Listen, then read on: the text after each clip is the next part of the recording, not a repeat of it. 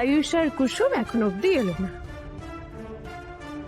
ওরা যে এখনো আসেনি সেটা নিশ্চয়ই অলরেডি ইন্দ্রাণী গাঙ্গুলি বুঝতে পেরেছে। ইস, আয়ুষ কুসুম ওরা নিজের পায়ে নিজেই কুড়ুল মারলে।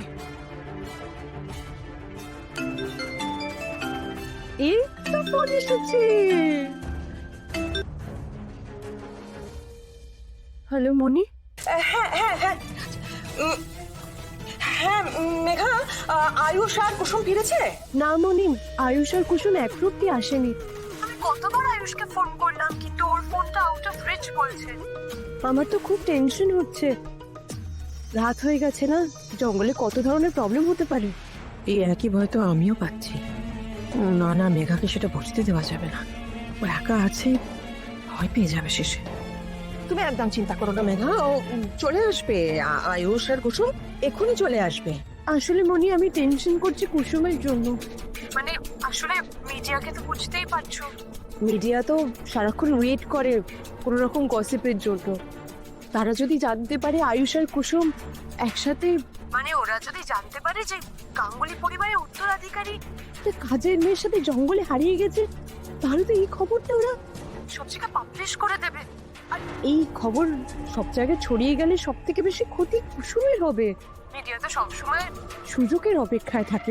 ঠিক এই একই কারণে আমরা যাচ্ছি না, মানে রাজ বারণ করছে, মানে মিডিয়ার জন্যই আমরা যেতে পারছি না। নইলে আমি ওখানে পৌঁছে যেতাম মেঘা। না না মনি, তোমাকে আসতে হবে না। আসলে আমি চিন্তা করছি কুসুমের জন্য। মেয়েটা দুবার বিয়ে ভেঙে গেছে, এর মধ্যে যদি এরকম একটা ঘটনা সব জায়গায় রটে যায় তাহলে কুসুমের জীবনটা তো হেল হয়ে যাবে। আমার শুধু ওকে নিয়ে টেনশন হচ্ছে। আমি চাই না মেয়েটার আর কিছু খারাপ হোক। আমার অবাক লাগছে মেঘা, এত কিছুর পরেও তুমি তোমার কথা ভাবছো না, তুমি কুসুমের কথা ভাবছো। হ্যাঁ মনি, আমি শুধু প্রে করছি জানো, যেন আয়ুষ আর কুসুম সেফ থাকে। ওরা সেফ থাকবে, আর এখনো সন্ধে হয়ে এসছে তো, ওরা এক্ষুনি ফিরেও আসবে। দেখো, আমিও সেটাই আশা করছি মনি, তোমার কথাই যেন সত্যি হয়। তাই হবে, ওরা ফিরে আসবে। আর ওরা ফিরে এলে আমি একটু জানিও কিন্তু, কেমন? অফকোর্স মনি, আমি জানিয়ে দেবো। আর তুমি সেফ থেকো। হ্যাঁ, তুমি তুমি তুমি সাবধানে থেকো। না না মনি, আমি একদম ঠিক আছি, তুমি টেনশন করো না। আসলে আমার খুব ইচ্ছে ছিল জানো যে আয়ুষকে অ্যাওয়ার্ড নিতে দেখবো, কিন্তু সেই আশা তো আর পূর্ণ হলো না। এখন শুধু আমি চাই যে আয়ুষ আর কুসুম যেন সেফলি ফিরে আসে। ওরা ওরা মানে কুসুম তুমি তেনাদের কথা বলছো না তো? কুসুম,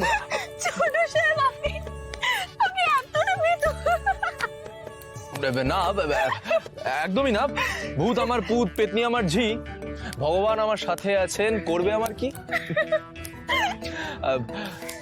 কুসুম বলো না, মানে তুমি তুমি কাদের কথা বলছিলে সত্যি? আমি গাছপালাদের কথা বলছিলাম। এরা সবাই হলো আমাদের বন্ধু। এখানে কতটা শান্তি, তাই না? একদমই তাই কুসুম। এখানে কোনো চিৎকার নেই, ট্রাফিকের কোনো আওয়াজ নেই। মনে হচ্ছে কেউ যেন এখানে এসে সবাইকে মুখে আঙুল দিয়ে চুপ করিয়ে দিয়েছে। আমি না এই জায়গাটা ঘুরে দেখতে চাই কুসুম। না ছোট সাহেব, এখন এত রাত হয়েছে তাই সবাই ঘুমিয়ে পড়েছে। আপনি কেন শুধু শুধু জঙ্গলের সবাইকে বিরক্ত করবেন? তাহলে এখন আমরা কি করব? আমি গাড়িতে যেমন গান গেয়েছিলাম তেমন গান গেয়েছি। না না, তুমি এখন আর গান গেও না। বেশ, আমি গান গাইব না। ছোট সাহেব, আপনি বরং একটা গল্প শোনান। বেশ, আমি তাহলে জঙ্গলের একটা গল্প বলি।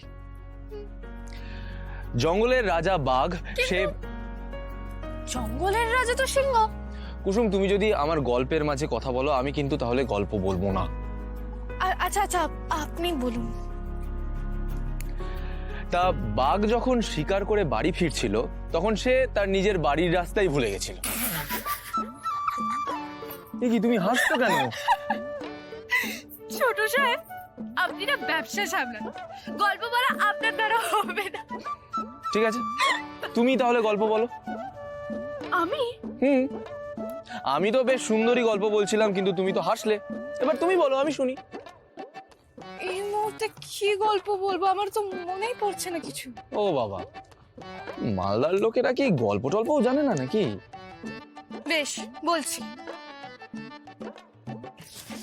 এক রাজকুমার ছিল আর তার দাসী। রাজকুমার সবসময় দাসীর সাথে খুব ভালো ব্যবহার করত।